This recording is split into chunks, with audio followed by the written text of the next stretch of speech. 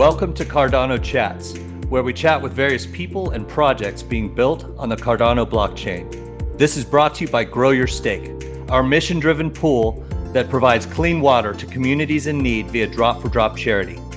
By delegating with Grow Your Stake, you receive no less rewards.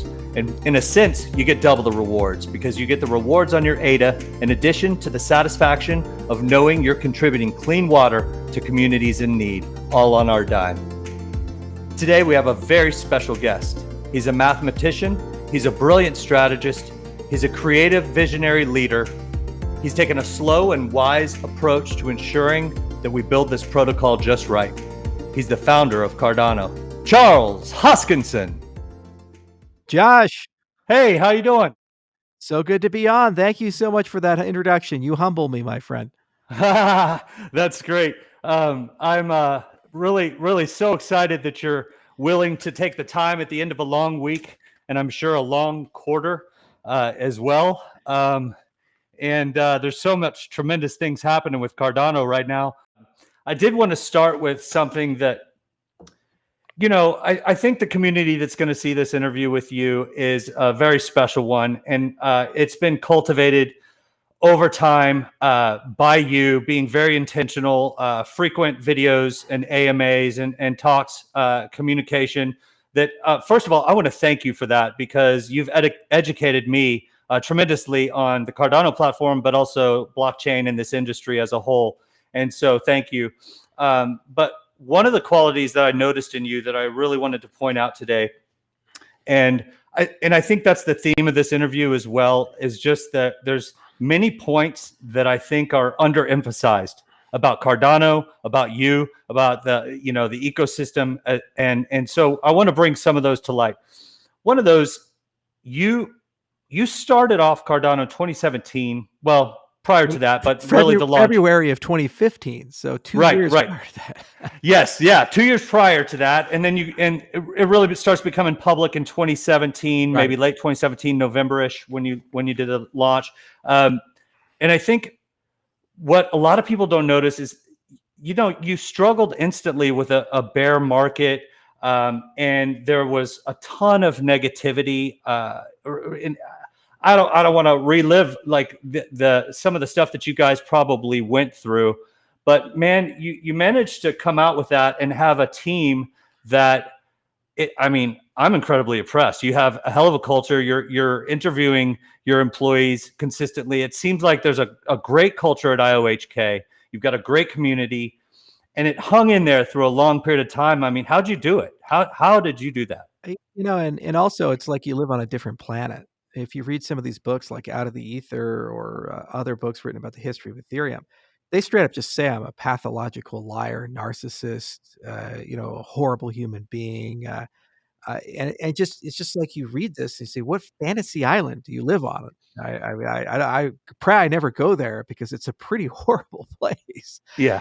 And we've been building for a long time. It's like Cardano didn't come out of nothing. It was a dream, and we built a great team, and we spent literally half a decade or more of our lives building and building and building, adding and adding to it.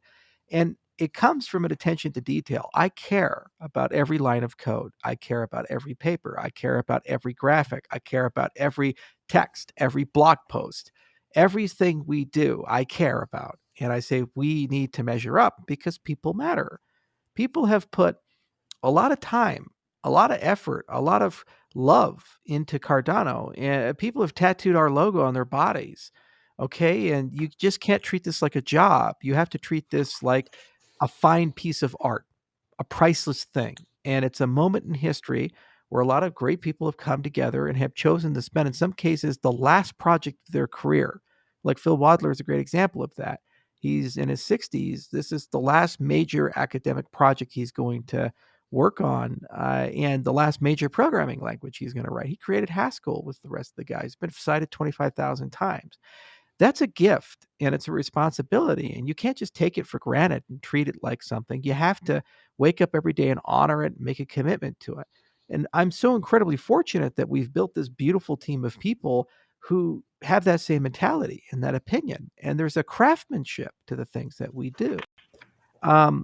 I used to fix watches way back in the day. I love horology. It's like a side passion of mine. So I had all the gear. You could open up clocks and you can take a movement apart and so forth. But there's a legacy there. You have fine Swiss timepieces. And why does someone pay $250,000 for a Vacheron Constantin when a $20 Timex with a quartz engine is probably just as accurate, if not more so? Right. Because they're respecting and admiring the fact that a master horologist had to train for decades to learn how to build something like that. And there's craftsmanship in everything that they do. So I took that mentality in building my company and building our teams and doing the scientific work. And what's nice is it's cascading. So each level adds to the next level. So, for example, we've written 102 papers and we'll write 100 more. We've written 1,000,000 lines of code. We'll write another 1,000,000 lines of code. We use formal methods. We're one of the few teams in the space that does that. And every time we do that, those aren't buzzwords. That's a testimony to a desire to do it right. Because if we get it right, it's going to change the lives of billions of people. And Cardano will end up being a global financial operating system for the millions who don't have that. That's what we It's an never lost. amazing vision and mission that you have. 100%. Well, thank you. That's a great answer. Another thing that I was impressed with, and I wanted to bring this up, was it did take a lot of confidence to start without smart contracts, to start in the way that you did, and you've mentioned it a couple of times in your videos. What and first of all, I'm 100% glad that you did, because I see, and I'm no tech genius by any means, but I can see that there is an incredibly solid foundation here. Aside from the 102 well-researched white papers and academic papers that you've published on the site, but what gave you the confidence in this industry, really, that you could take this time? Because clearly you knew that something that a lot of people didn't at that time period. You knew this is sticking around. This is here for good. Right. What gave you that confidence? Just looking at the DAO hack and the parity bug, and also taking a look at what came out of ICO mania and also what's come out of the DeFi space, combined with the fact that Bitcoin doesn't have smart contracts. So if the guy that's worth $1 trillion doesn't have smart contracts, obviously the marketplace isn't putting a premium on that at the moment. There's some other factors here that allow your ecosystem to grow. So I said it's much more important to solve the engine problem, the proof of stake problem, get that done, and then have a clear, concise path to bring in smart contracts when and how it makes sense.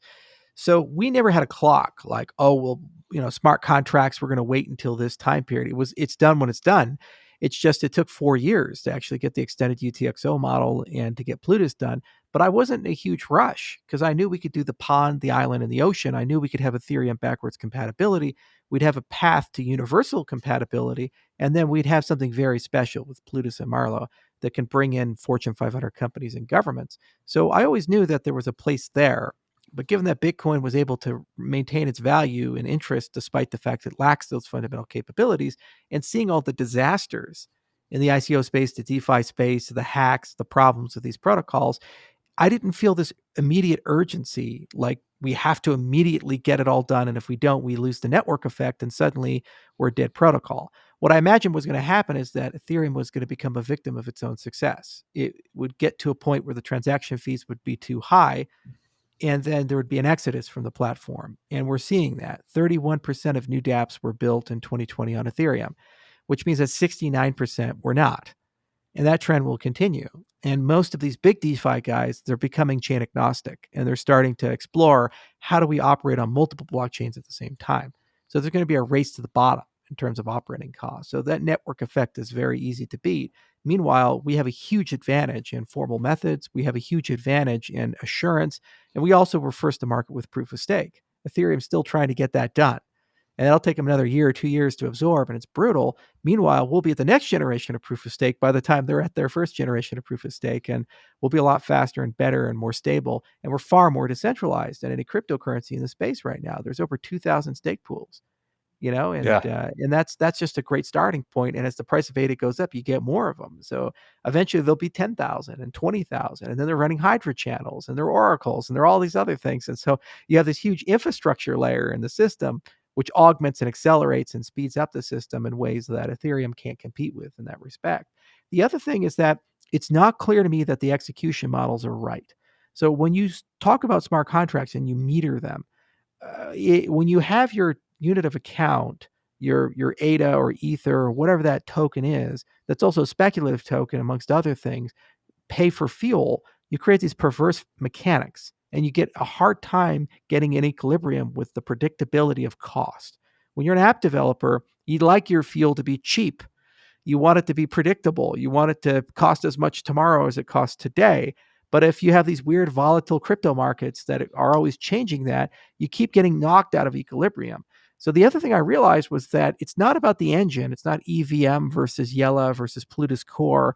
It's much more about the fuel source and how do you figure that out. So the sidechain model is going to get us there. And we see Polkadot pushing in that direction and Cosmos pushing in that direction. So I think the people surrounding Ethereum realize this as much as we do. And that's really going to be the big fight in 2022 and 2023 and subsequent years, is getting that right dynamic where you have multiple execution models and predictable field cost above and beyond security, above and beyond programmability, and getting the off-chain, on-chain dynamics and these other things. And so I didn't feel an urgency there. I thought that we had plenty of time to get it done the right way. And once that model came together, it would end up being the preferred model. And the second wave of DeFi, the second wave of ICOs, the second wave of STOs, the second wave of apps, as the world wakes up, will come to us because it's a much better model.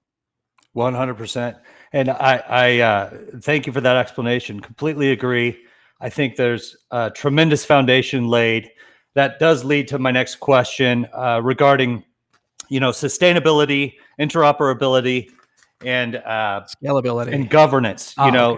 You've put together something incredible there. And for anyone that's watching this video, I realize a lot of the people in Cardano community have already probably seen the Charles Hoskinson whiteboard video.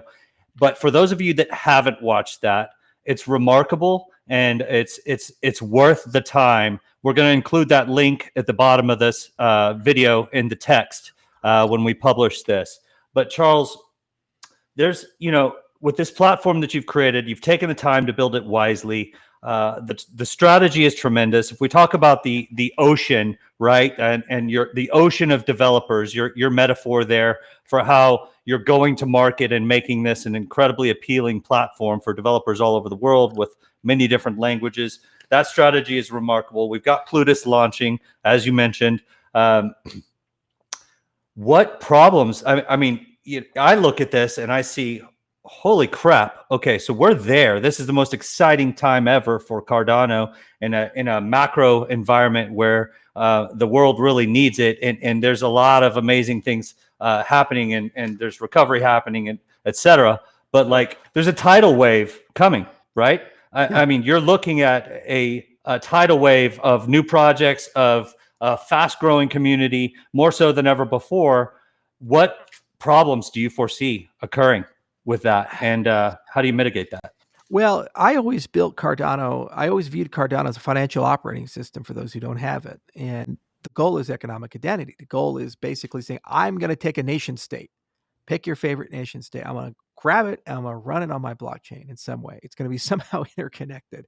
The electronic medical record system, the voting system, the property ledger, the payment system, the securities trading, the commodities trading, your reputation management system, your credit systems, all those things I'd like to see run on that system. That's an insane idea, but we do insane things. I mean, this is the cryptocurrency space. If we dream it, manifest it, we can create it. And that's what we do. So this stuff turning on is really our first opportunity to really get our feet wet and start tackling some of those problems. So first there's like this PRISM thing, and I really want to see PRISM work well. The governance thing, I really want to see the native assets issued on Cardano utilize Catalyst for their own voting and their own governance and their own treasury management. And over the next 6 to 9 months, we're going to see that happen.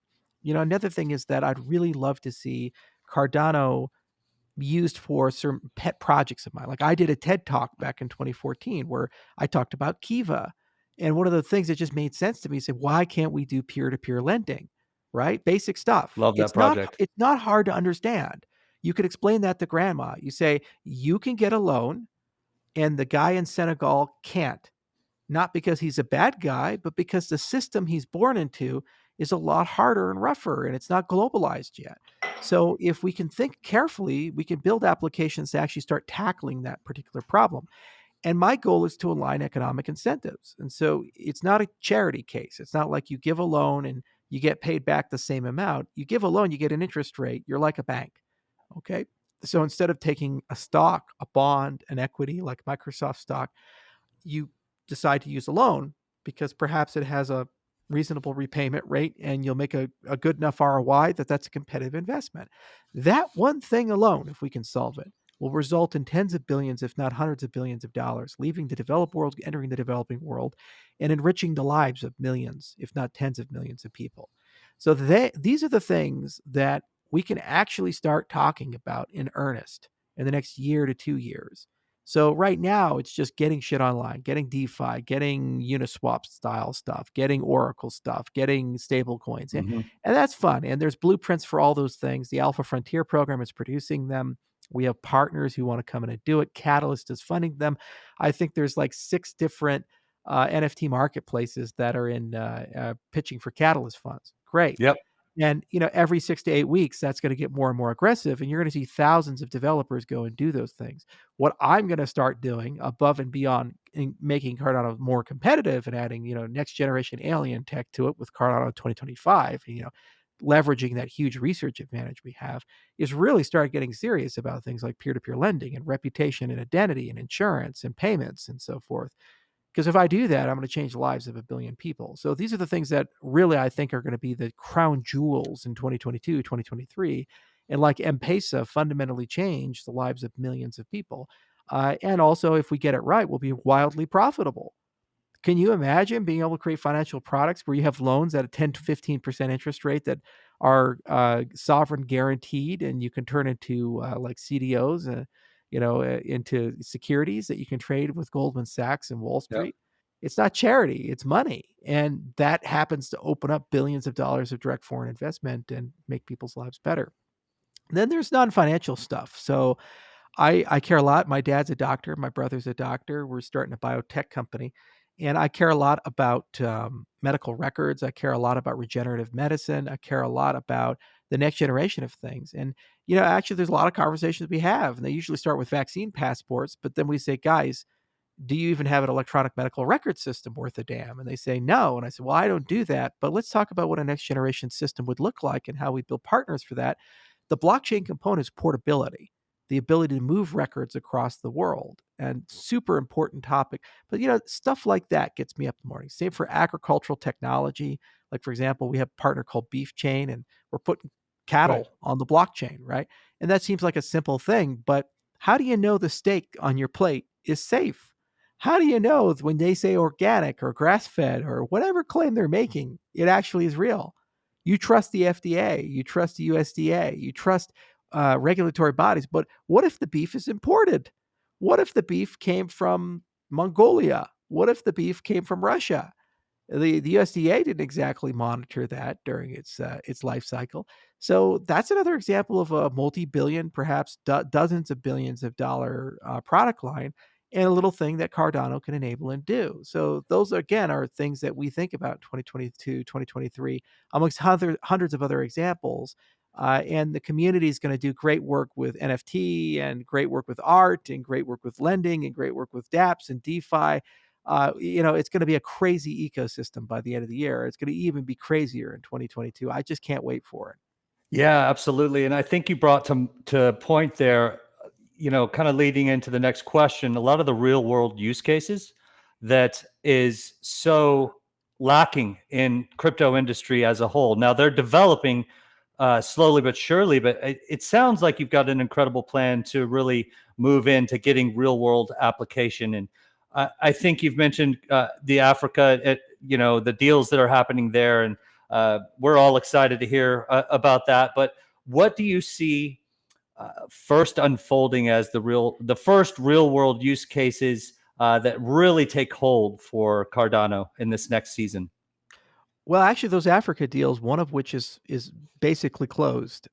We just have to get it past a little extra hurdle, but it got past the review committee, which was the biggest challenge. And when we do the Africa special, I think it's going to pleasantly surprise a lot of people. So that's great, and that's use cases this year. not 5 years from now, but this year for millions of people. But there's tons of stuff. There's Singularity Net, there's DeFi like Liquid, there's all these little things that people are doing. I'd like to do a video game. I'd love to do Crypto Bison. Many of you know that I do farming and ranching. I recently acquired a ranch in Wyoming, and I got 400 bison on that ranch. So it'd be really fun to do something where we do a Tamagotchi with crypto kitties and combine it with a real world thing. And the cool part about it is that's a template for actual other things. Like, for example, the StudX project that Tamela Ramaphosa did down in South Africa. These types of things are experiments and they're fun. And some are actual real commercial projects that we've spent years of our lives just systematically building up. We have some other things that we're negotiating with Wolfram, or other things we're doing with other partners, which will hit in the next 3 to 6 months, and those will be fun launch applications. But if I've done my job right, it's not about what we've dreamed up. It's about what the community is bringing to bear, because that's what made Ethereum and Bitcoin. And if you look at Catalyst, literally hundreds of projects. Go there. Don't take my word for it. See them. And they're getting better every iteration. And we're talking to accelerators like MIT's accelerator. We just brought in Governance Alive. We're trying to actually augment and add more capabilities and services to that above and beyond just idea scale to improve the quality of proposals, the chance of a proposal succeeding, and then post-funding, the chance of the proposal being impactful to the system. If every 6 to 8 weeks we can do that for 100 plus ventures, think about that alone as the growth engine of Cardano. It's extraordinary. And where was that going to be in 6 months, 12 months, 18 months, 24 months, and so forth? And then there's strategic partnerships where, we go and call the incumbents and say, hey, you guys, you're boneheads, come on over to Cardano. It's better, faster, cheaper. It's be in our world. And they, yeah, that's a good idea. You Cardano guys got some, shaking your step. We get custodians like Copper, and we brought Coinbase into the fold and these others, and they're not just exchanges, but they're also financial service providers that provide infrastructure for everybody. So there's a lot of that, and really the hallmark this year will be the solidification of the DCF, the Decentralized Consortium Funding for Cardano 2025, which will bring 20 to 30 actors, bind them together instead of just 3 core entities where we're at right now, but have big set of them and a governance structure for all of them. And each and every one of them are responsible for things from growth, marketing, to research and development, to engineering, to client diversity. So we have more than just Daedalus. We have many, many clients and so forth. So that kind of stuff gets me very excited because that takes us to the next level and it really pushes the project forward. And you'll see all of that in the next 6 to 12 months. And so it's going to be very busy.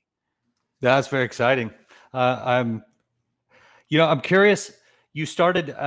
You mentioned in the last answer to your question, Atala Prism. You mentioned Wolfram Alpha. You mentioned Singularity Net.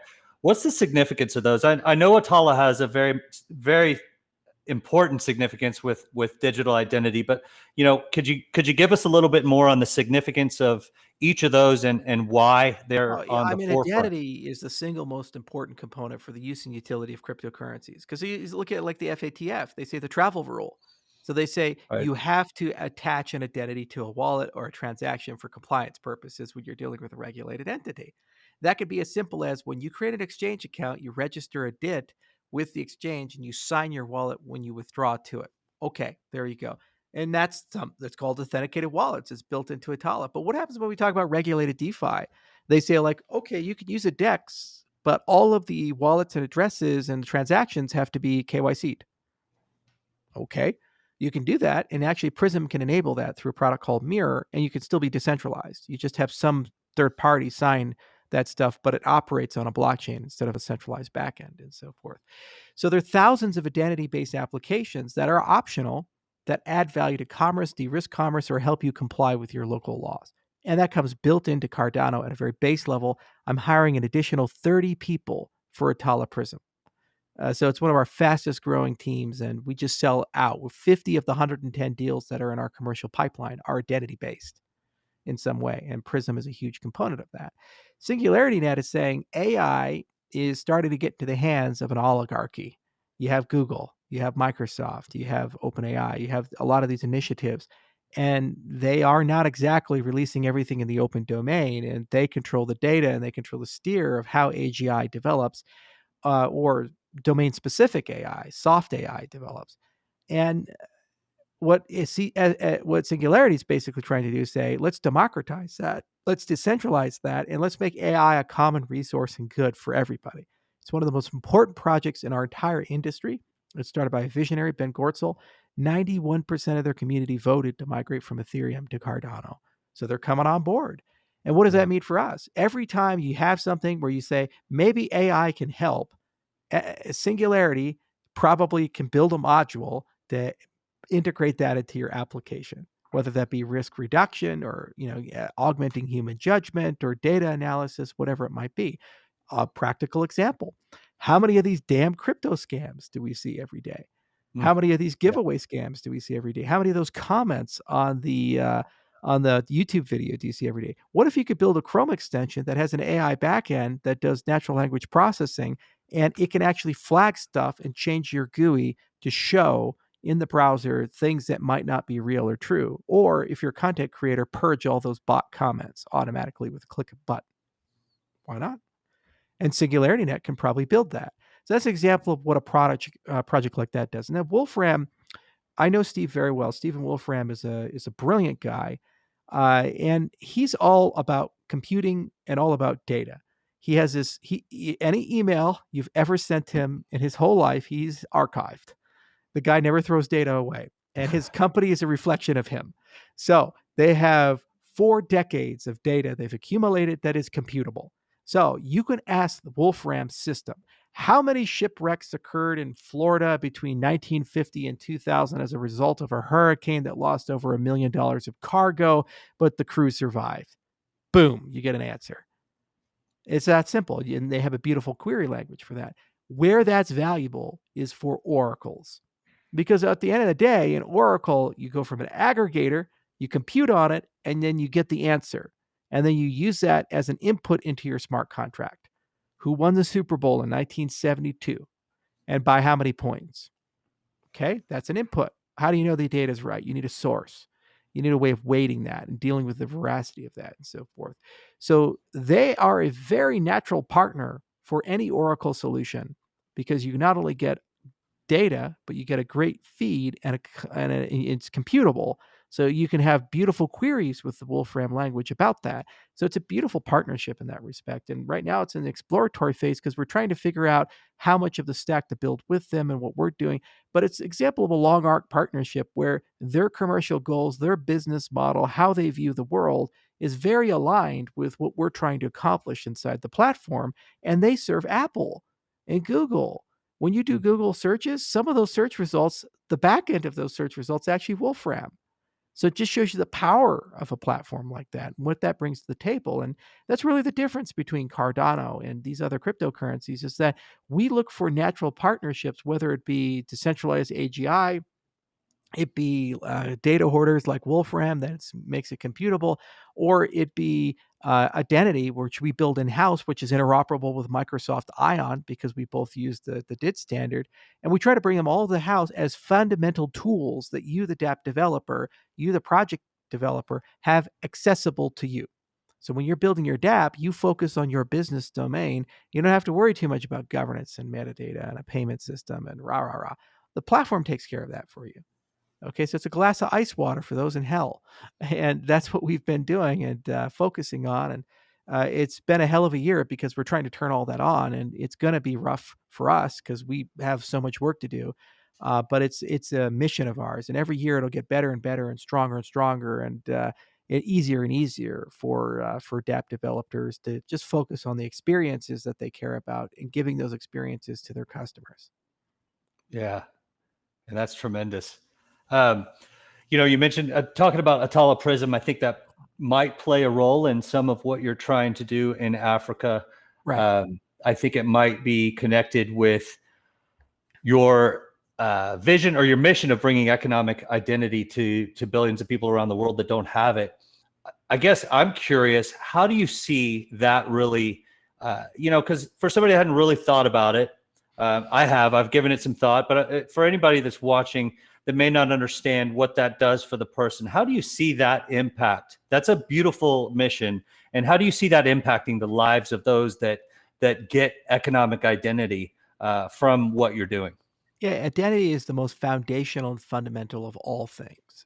In that if you don't know somebody, you can't do business with them, even if you want to. Because Bob comes to you and says, "Give me a loan." Okay, who's Bob? Is he credible? Do I trust him? Is he actually going to pay me back? Where does Bob live? If he doesn't pay me back, what recourse do I have? Can I take his car? So you have to know, and if you don't know, you can't do. So that's the most fundamental, foundational elements that you can examine is identity, and you have to get that right. The point of PRISM is to say, start with what has been built in the past. DIDs through the W3C. It's a beautiful standard, the decentralized identifier, and they build a whole framework around it to manage all those things and allow you then to put a blockchain backend as the place to store it in an immutable time-stamped way. So it can help you solve problems like revocation, credential rotation, and portability of credentials, as well as being transparent. And also you can't be shut out, can't be blocked. Okay. So we spent years building the Atala PRISM framework, and we didn't build it as a toy. We built it for a government scale project. So when you see these governments be like, we want to build a national ID, I want to bid on every single one of those and bring those to every person. So Ethiopia, for example, we're bidding on the national ID system. There are 107 million people. And in the next 3 years, that's going to get settled. And it's not just a small thing. It's going to be interconnected to every interface you have with government services. The land, the voting, the payments, the credit. When the government decides to do universal basic income or do a subsidy to the people. I mean, look at the United States, how difficult it was just to mail checks to people for the stimulus. Could you imagine if we had a national ID, a digital ID system? They could just click a button and send you digital currency. Everybody gets paid instantly, same day that's issued. That's the power of these types of systems. But you can't get anywhere until you build something like that. And that's why we built Atala PRISM. And it's a big team, and there's a lot of commercial interest, Fortune 500 interest, as well as governmental interest. And really, it's a situation where the demand outpaces supply of labor. The second thing is that we're trying to put more sophisticated cryptography into it above and beyond just digital signatures. The reason being is I'd like to do threshold proofs. You ever go to a bar? You say, I'll take a beer. They say, sure. Show me your ID. You show me your ID. What are you proving? That you're at or above the age of 21 if you're in the United States. Great. What did you really show them? Your name, your address. If you're an organ donor, I think some states put social security numbers on driver's licenses. You've showed all that information to the waiter or the waitress. Why? Because it's not very granular. What if you could create a proof, and the proof doesn't tell them your age, it just proves that you are a member of a set, in this case, people above the age of 21. That's called the zero knowledge proof. So you can use that for anything. Are you a U.S. citizen? Are you a certain age? Are you of a certain religion? Whatever the set happens to be, if you can define it and have a proof threshold, you can create it. These are the kinds of capabilities we'll work our way in. Then level 3 is mining of data anonymously. So what if you have medical records, these types of things? Wouldn't it be nice to be able to query nation scale questions like how many people over the age of 50 with asthma who are male contracted coronavirus in the state of Oregon? How would you answer that question? Right now, somebody would have to go to every set of medical records, look through all of them, be exposed to all of the data. If you had syphilis at 20, okay, there you go. There you know all of that data, and then aggregate it, anonymize it, and then hand it to you. What if you had the ability to operate on it without ever decrypting it, and you'd never actually dox any of that, but you get your answer? It would be 733 people. Okay. Don't know anything else, you just get that answer. See, that's the kind of stuff that is the next level crypto, and that's coming, and identity is a vital component. And once you have the capacity to do threshold proofs, you can go deeper into the stack, the metadata about a person, the story of a person, and those vaults can be analyzed. And that's where PRISM is going as a product, year 3 to year 5. And there's so many use cases and utilities for these types of things. In the clearance setting, do you have a need to know to see something? And maybe your view of the document will be fundamentally different than someone else's view of the document because of your clearance level. Okay. In the healthcare setting, PII with medical data. With voting, your ability to verify that you're a registered voter and also check that the vote had the same outcome. So you can do voter ID, but then you also can check that your vote was properly recorded. So, but you can check it in a way that it's only good for you, and you can't prove it to somebody else that you did. So you can't sell your vote, that kind of stuff. And that gets me very excited. There's a lot of deep crypto for it. And it's a topic people have been thinking about for over 30 years. And I think we can be a very strong player in that space in the next 3 to 5 years. And that's kind of the trajectory of Prism. And all of that is open source. So you, the dApp developer, get that. And you can put that into your dApp and use it as part of your authentication scheme, your compliance scheme, all that type of stuff. And you don't have to worry too much about it. You can just focus on the business and the experiences. Yeah, that's outstanding. That's really exciting. It's I think it was brilliant starting with Atala as an entity that can share identity and that service for other developers, open source wise, et cetera.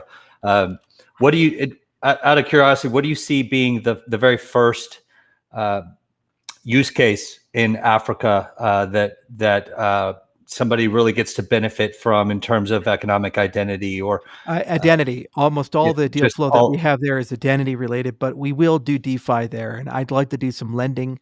We were looking at some agricultural stuff with fertilizer vouchers, and that was the deal that got away. We bid on the ATA. I underbid it by $400,000. The cost to bring it to market was $500K. I bid $100,000. I thought for sure we were going to get it because we won every step of the tendering for technology readiness and all this other stuff. And then somebody came in and underbid and bid $30,000. And we're like, how are they going to service this deal? Yeah, I mean, they're making like 4 cents a person. This makes no sense. And so there was some of that stuff there, and you see some of these things happen and you get deeply disturbed by it, or there's corruption or whatever have you. And so the good news is the identity portfolio is much stronger in that respect, but definitely ag tech, supply chain, and financial services. And in particular with financial services, I'm very interested in lending. I think that's a low-hanging fruit, and it's an area rife for disruption because most of this microfinance stuff happening in Africa, 35% to 85% interest on these loans with a high default rate. Anytime you see something like it's not working for anybody. Too many middlemen, too many bad social dynamics. There really needs to be some foundational changes. So we're also looking at ISPs, in particular a micro ISP model. So basically, you turn your providers into your customers into providers. So somebody gets paid to go run a local ISP in their community, and they're like a small business franchise and these types of things. And so with an entity called World Mobile, we work with them, and they're in Tanzania. And we'll talk about all that at the Africa special. So we're going to try to pull it all together into one big package and get people very excited about it and kind of tell them what we're doing. And every year I'll dump tens of millions of dollars into business development and get it done. I just needed to get Cardano to a certain level of maturity and Prism to a certain level of maturity that we could actually make a big dent. There's a lot of hardware we have to do as well, and infrastructure we have to do as well. Lucky for me, guys like Starlink are going to solve a lot of the infrastructure problems, but still hardware is a big deal. Like, how do you get the right access points and cash in, cash out points? And get Starlink, is that the Elon Musk? Yeah. The LEO satellites. And what's nice is they're super cheap. They give you a lot of great coverage, and they're low latency, and they're just perfect for places like Africa. And that's going to probably become one of the dominant ISPs in the next 5-10 years in rural America and, in areas that don't have internet connectivity. Yeah, absolutely. Well, you mentioned lending. You're being excited about that. I think what you're doing with that platform after your AMAs and giving away, donations to people all the way around the world, I think that's great. In terms of DeFi, the space as it exists right now, it's a mess. And I think so many of us know that.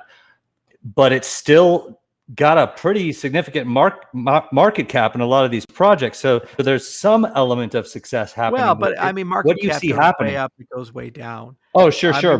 We've both been in this space long enough to see what God giveth, God taketh. Yeah. But it's done well considering the ridiculous fees and the huge number of people that don't have the ability to do DeFi now because the transaction fee is $50. Right. That eliminates so many people. What do you see happening when DeFi emerges on Cardano? Yeah, so the first off, DeFi has yet to have its regulatory event. ICOs had to deal with the Securities Exchange Commission. DeFi has yet to be regulated. So that's the first major bugbear that DeFi has to slay above and beyond infrastructure problems like the high transaction fees. And a lot of these valuations are very high, but they're illiquid. So what if, $1 billion of Uniswap tokens hit the market tomorrow on a sell side? What would that do? It doesn't take a lot to actually create the bubble to burst. EOS was actually one of the bubble bursters for Ethereum. After they did their gargantuan ICO, they dumped their Ether, and that caused a huge bear trend that actually burst the entire bubble. They were one of the first movers for that. They certainly weren't the only one, and that was only $1 billion or $2 billion of value, I think. So there's a lot of stuff like that I'm a little skeptical about. That said, I think the protocols are here to stay, and there's a lot of great innovators, and there's a lot of progress. So the next wave of DeFi, whether it be the incumbent protocols upgrading to it or new protocols coming, are probably going to be much stronger, and they'll have a good regulatory component. And in terms of what it looks like with Cardano, we built that. Marlowe is a great example. Paint by numbers, like Lego bricks for finance. Hey, I want to do a zero coupon bond to go give Bob a loan. Click, click, click, click, done. Bing, it's there. That kind of stuff. So I think we have a built-in advantage when that second wave comes, because we have so much more in the platform to handle the regulatory side, the metadata concerns, and also the fact that you pay your transaction fees in the native asset as opposed to ADA. So you'll have much more reasonable transaction fees given all things considered, and you're your own currency. And that opens it up to, I mean, when you take the transaction fee from, let's just say $20, but I've seen up to above 70, you take that transaction fee to a fifth of an ADA or whatever it may be. Right. I mean, it opens it up to 95% of the people that are out there. And also these guys who aren't loyal to their infrastructure say, why am I running my base infrastructure on Ethereum? I should run it on Cardano and just build a bridge and run my bridge layer 2. So all these optimistic rollups that Vitalik is bragging about, that's an interoperability layer for me. So it's going to make it a lot easier for the stuff running on Ethereum to then just access Ethereum markets and Ethereum people and Ethereum infrastructure, but the actual economic activity, the transaction settlement, these things will be running on a Cardano. So that's the thing that people don't get about this, is that none of these protocols are loyal to Ethereum. They're just there because they have first mover, but the minute that the infrastructure wakes up a little bit, it's going to be a lot easier to have a mass exodus, and that's probably what's going to occur. Because why else would they want to stay if they have to pay $50 fees or $70 fees? That's just bad for their customers. That's bad for everybody. All that value gets leaked to the miner. It makes no sense. Yeah, no sense at all. Speaking of interoperability, you've thought about this platform with that in mind, and is there what do you see the benefits being for somebody to interoperate with Cardano, Litecoin, for example, or whomever you want to use? But what do you see the benefits of that being? Well, the pitch I do, as I say, look, don't even think about interoperability. Just think about better light experiences. Getting your stuff to work on a cell phone trustlessly. Getting your stuff to work in the web browser trustlessly. The very same things you do in your protocols to give you full client security like clients gives you sidechains. It gives you proofs that allow you to have wrapped Bitcoin and wrapped Litecoin and other things flowing between networks.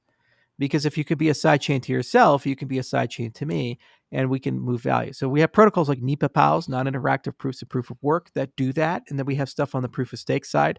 And that's really what we're pushing for. And so if you start with self-interest and say, this is just good for your customers and good for your chain, and it's no risk to you. And by the way, because that protocol I can hook onto, it means that we now have a sidechain. We now have the ability to communicate with each other, and we can talk to each other, and we're interoperable with each other, but you're still in control. You're in control of consensus. You're in control of your own domain and your roadmap, and nothing you do is going to fundamentally change, us or you. It's just now we can talk to each other, understand each other. I think that's a much better way of handling interoperability than how it's been handled in the past, like with Bitcoin maximalism when Blockstream first came out, and they drew those circles saying, oh yeah, Ethereum will be a sidechain of Cardano, of Bitcoin, and it's pointless. Yeah, I think that's a much less reasonable way of looking at it. Yeah, absolutely.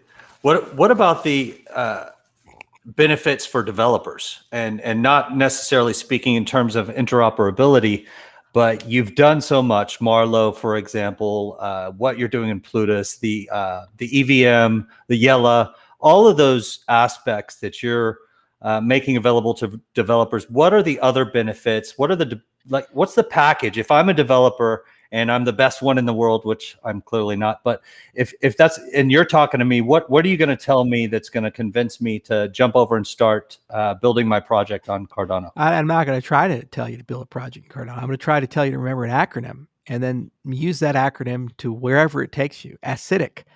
And it stands for developer acquisition, developer collaboration, developer incentives, application deployment, application interaction, and then finally application curation. No matter if you're building on iOS, you're building on Android, you're building on Windows, on Ethereum, on Cardano, whatever it is, you have to have a strategy for that whole gamut. So you're asking about developer acquisition. You're saying, well, why would a developer come to you? Well, first off, what do you want to do? What do you want to build? Who are your customers? If you wake up and say, I want to do DeFi for those who don't have financial services, you don't have a lot of games in town that are talking that book. So you're probably coming to me.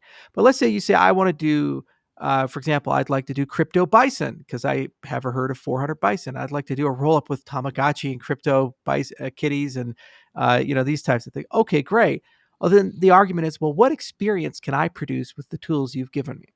First off, we all recognize that a large chunk of your experience is probably going to be off-chain.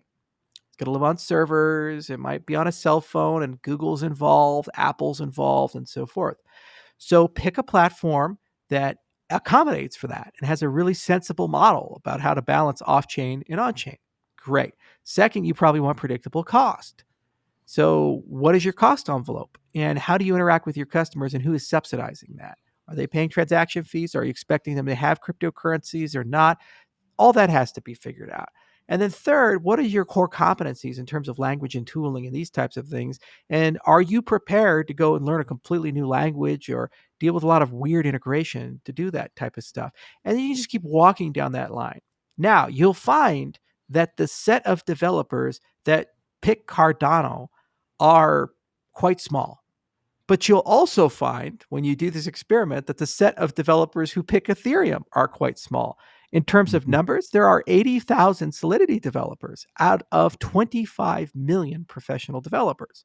So obviously those scales aren't so good. So our industry as a whole hasn't really mastered that gamut yet.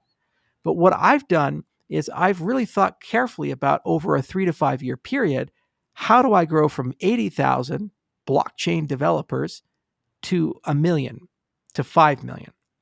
Catalyst gives you a built-in growth engine to create an incentive for people to be there. I can bring in lots of firms and infrastructure and give dedicated co-development time for developer collaboration. In terms of acquisition, you're there at every hackathon, and you start in smaller communities like the functional programming space, which for the most part is sitting on the sidelines. They're not in our industry yet, with the exception of Tezos and a few others. And then in terms of the application deployment, interaction, collaboration, let's build a decentralized app store and let's make that really easy to use. It takes a few years to get there, but I think if we do that, we can get a bigger part of that overall pie. But it's not a game of how do I steal an Ethereum developer and bring him over to be a Cardano developer. That's like saying, how do I be the best alternative rock star in Nova Scotia? I mean, it's like you're not really dealing with a large population here. You want to be a rock star in London. You want to be a rock star in New York, right? Big venue, big town, lots of people. So similarly, I don't want to really steal from a small pie. I'll just have the Cambrian pool supported. And if you're an EVM developer, come over to me. It's better, faster, cheaper, and you'll have a much easier experience and a much better community and less when moon and more passion and excitement. Great. But instead, let's talk about how do we get to 25 million and how do you build out that whole acronym in a coherent way? And in the coming months, you'll see us roll that strategy out. Less when moon is one of my favorite parts of that entire answer. That poor kid. Oh, that's great, man. So we're coming up on a really significant milestone for Cardano. Yep. I'd say in the next 3 to 4 days, maybe, or next week sometime, D equals 0. Yes, sir. Yeah. I mean, how does that make you feel? Like, what are you emotionally like? Is there a big letting go there? Are you a Star Wars fan? You remember Return of the Jedi when the Super Star Destroyer crashed into the Death Star and you had Admiral Ackbar and he's just like, Yeah. I have an Ackbar right there, you know. Oh, you're having There's the a there's a Akbar moment. yeah, there's a lot to do, but God, that feels good to get D Oh man. equals 0. Going from a static and federated system to a fully dynamic and decentralized system is it like brings a damn tear to my eye. It's like the manliest tear of all time. It'll burn a hole in my desk like alien goo. It's crazy to see something like that. I mean, it's like so insane what had to happen and all the things that had to come together to make something like that occur. And I Yeah. remember those very glass whiteboards, us talking about it years ago, being like, "This is crazy. It's not going to work." And we're like, "No, guys, take a chill pill. It's all just going to be on rails. We're going to Bob Ross this shit.